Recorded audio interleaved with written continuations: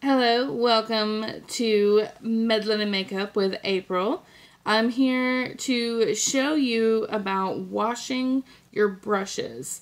Now this is really important because if you're not washing your brushes or you're not washing them appropriately, you could actually get sick from it because bacteria will build up where the product is, and then you're just putting it on your face every single time that you're using your brush without washing it.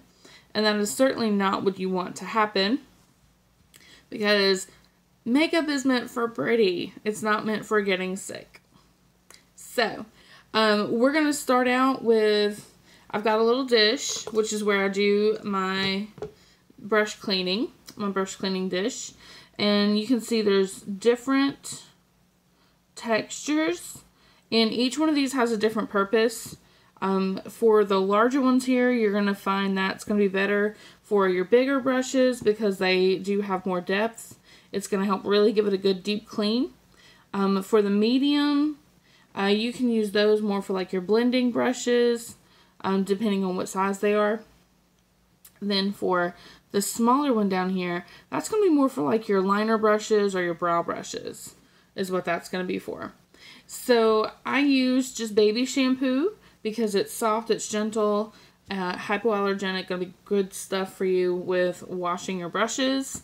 And I have warm water, which is going to help break down the product that's actually in your brushes.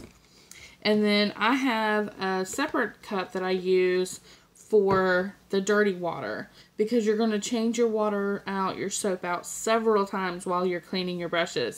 The purpose of that is because you're wanting to move from the brown, icky color water to clear water so that you know that it is clean. Okay, so I'm going to go ahead and put some more water in my dish, and we're going to start with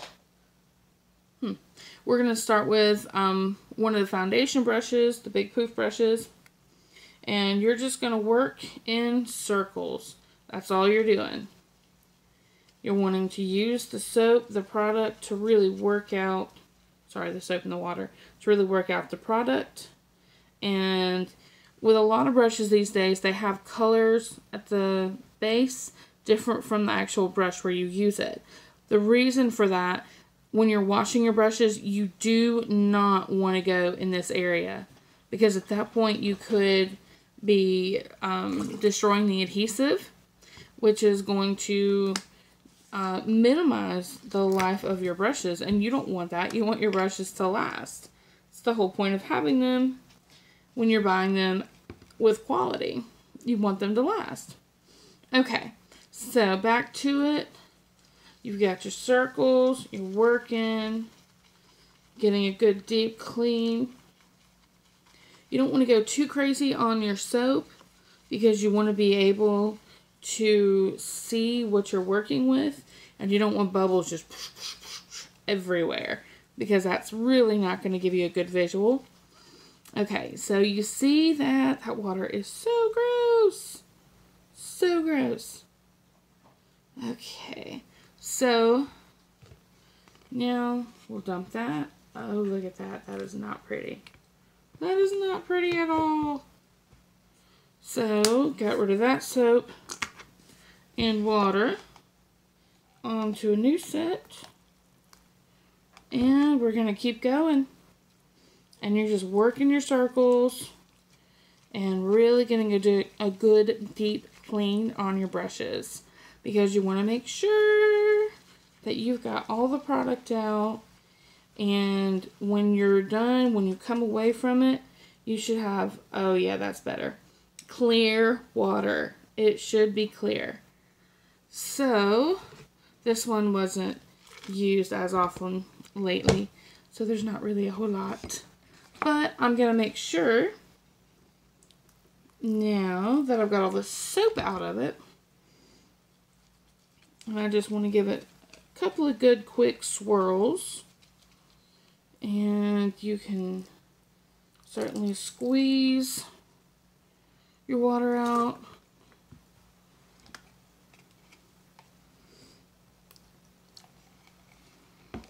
You can also use the side of your dish to do it.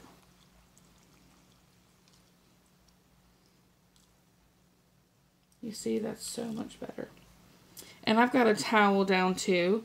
So, because I'm a little klutzy, but also, so when I'm done, I can just use the towel to brush off my brush. That's going to take out excess water and allow my brush to be reshaped, because you want to make sure you're maintaining the shape of your brushes. A way you can tell that you've gotten it good and clean, aside from the water, is do the brush test. There's nothing coming off, so it's all good.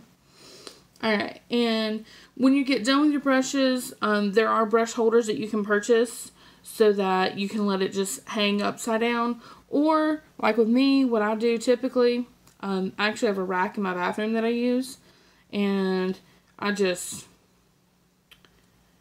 put a hair bow around it, put it on the rack, and let it sit. And it's going to air dry like that, and it's going to be perfectly fine. I've had no issues doing that. Okay, so moving on to another size. Got some more soap. Got some more water.